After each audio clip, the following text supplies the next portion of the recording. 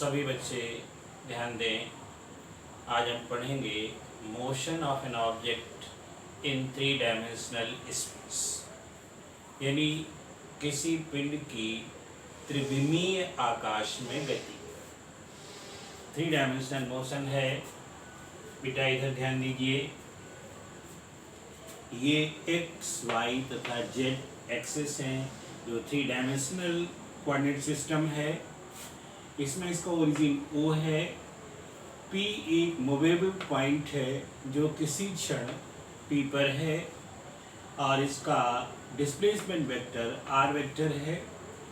X Y तथा Z direction में unit vector क्रमशः आई कैप, जे कैप और के कैप है। तो हम वेक्टर आर को किस तरीके से लिखेंगे आप ब्लैक बोर्ड पर देखिएगा। Displacement of a movable object P in the 3 dimensional space can be given as vector r is equal to x I cap plus y j cap plus z k cap, where x y z are the magnitudes and I j and k are the unit vectors along x y z axis। ये मैं यहाँ पहले बता चुका हूँ।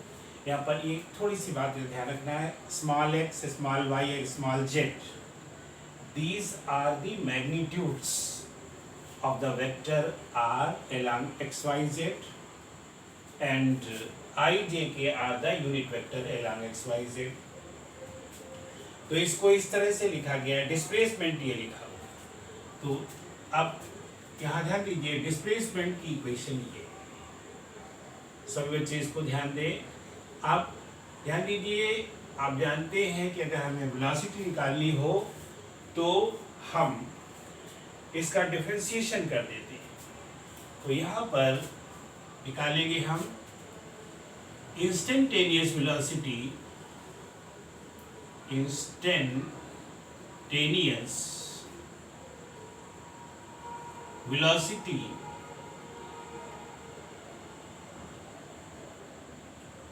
of the object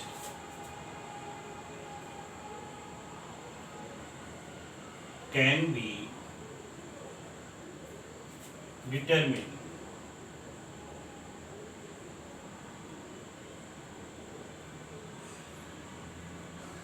by differentiating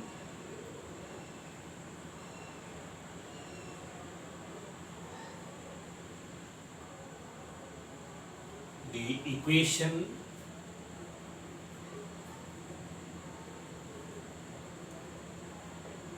first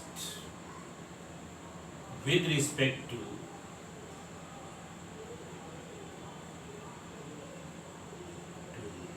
t, यानी equation first. बेटा ध्यान दीजिए, ये इक्वेशन जो है this is equation first. With respect to T इसको डिफरेंशिएट करेंगे तो ये आ जाएगा बेटा D R vector upon D T is equal to D X upon D T into I cap plus D Y upon D T into J cap plus D Z upon D T into K cap. और इधर बेटा ध्यान दीजिए, D X upon D T ये we x के बराबर हो जाएगा, ये वी वाई के बराबर हो जाएगा और ये वी जेड के बराबर हो जाएगा, यानी velocity component along x Y Z. यहाँ पर ध्यान दीजिएगा, चाहे तो आप लिख सकते हैं यहाँ पर, बट एक बार लिखे देते हैं यहाँ पर, but vector D R upon D T is equal to V vector, comma D X upon D T is equal to V X vector, या इसको वी एक्स इंटू आई लिख सकते हैं, या अकेले केवल हम D X upon D T को तो वी एक्स ही लिखेंगे, comma D Y upon D T को हम लिख सकते हैं V Y and D Z upon D T को लिख सकते हैं V Z. Therefore velocity vector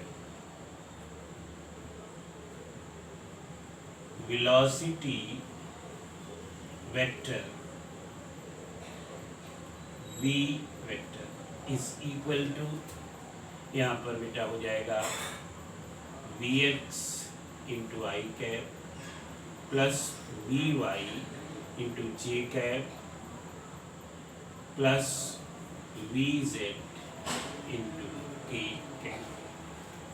ये वेक्टर इक्वेशन हो गई वेलोसिटी की। इसको हम नंबर 2 लिख देते हैं। और magnitude and magnitude of velocity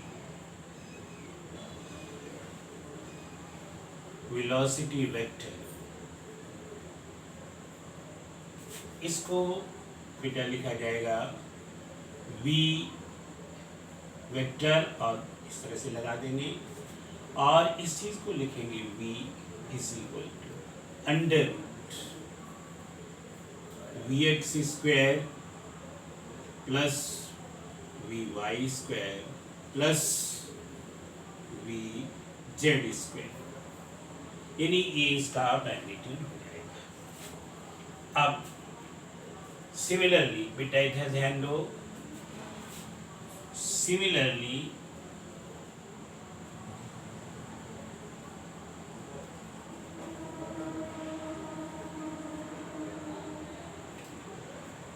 acceleration vector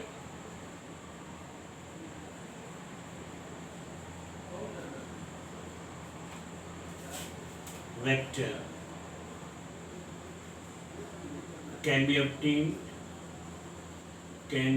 obtained by differentiating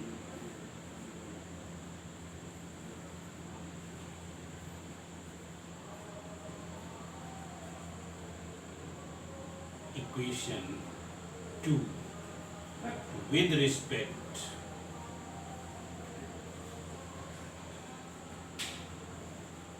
to t, यानी इक्वेशन 2 को विद रिस्पेक्ट टू t अगर डिफरेंशिएट कर दें तो एक्सीलरेशन वेक्टर आ जाएगा। इधर ध्यान दीजिए बेटा, इसको किस तरह से निकालते हैं। ये इक्वेशन ये है 2, इसको डिफरेंशिएट कर दो तो क्या आ जाएगा D V upon D T vector है इज इक्वल टू, यहाँ पर आ जाएगा D V X upon D T into I cap plus D V Y upon D T into J cap plus D V Z upon D T into K cap. अब फिर उसी तरह से बेटा ध्यान दो, D V upon D T ये A हो जाएगा ना,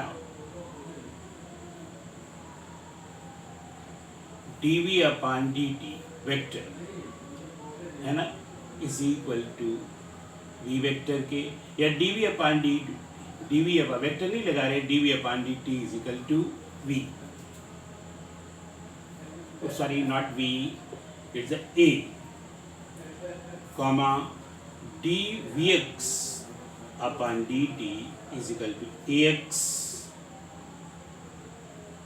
comma D V Y upon D T is equal to A Y and dvz upon dt is equal to az. Therefore यहाँ पर dv upon dt वेक्टर में है तो के लिए यहाँ पर a vector is equal to, बेटा ये इसके स्थान पर लिख दिया गया और इसके स्थान पर लिख दिया जाएगा ए एक्स इंटू आई कैप। देखिए ये भी वेक्टर है और ये वेक्टर के फॉर्म में हो गया जब आई कैप लग जाता है, प्लस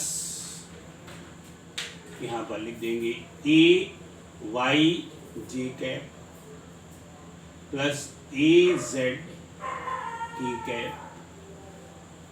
ये मतलब एक्सीलरेशन की या वेक्टर इक्वेशन ऑफ एक्सीलरेशन आ गया। अब इसका मैग्नीट्यूड भी निकाल सकते हैं ना। मैग्नीट्यूड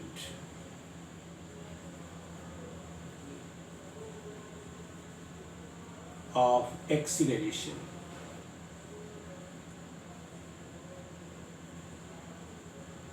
वेक्टर, इधर ध्यान दीजिए बेटा, ये यहाँ पर लिखेंगे A vector magnitude that is A, और ये चीज हो जाएगी अंडर रूट, बिल्कुल उसी तरह से अंडर रूट ए एक्स, एक्स सफिक्स है ए एक्स स्क्वायर प्लस ए वाई स्क्वायर प्लस ए जेड स्क्वायर, ये इसका मैग्नीट्यूड हो जाएगा। और ये इसकी वेक्टर इक्वेशन हो गई, इक्वेशन नंबर 3 है ये मैग्नीट्यूड है। तो सभी बच्चे समझ गए। यहाँ पर सबसे पहले डिस्प्लेसमेंट इक्वेशन लिखी थी, इसके बाद फिर यहाँ पर वेलोसिटी इक्वेशन आई, और इसके बाद फिर एक्सीलरेशन इक्वेशन आई। ध्यान रखें यहाँ जैसे ये वेक्टर है तो यहाँ पर मैग्नीट्यूड इनटू यूनिट वेक्टर, कभी कभी इसको ए एक्स वेक्टर भी लिखा जा सकता है, इसको ए वाई वेक्टर, इसको ए जेड वेक्टर, तो फिर ये यूनिट वेक्टर नहीं लगेंगे। दोनों तरीके से इसको लिखा जा सकता है। आप सभी बच्चे समझ गए होंगे कि किस तरह से डिस्प्लेसमेंट लिखा जाता है, वेलोसिटी लिखी जाती है और एक्सीलरेशन लिखा जाता है।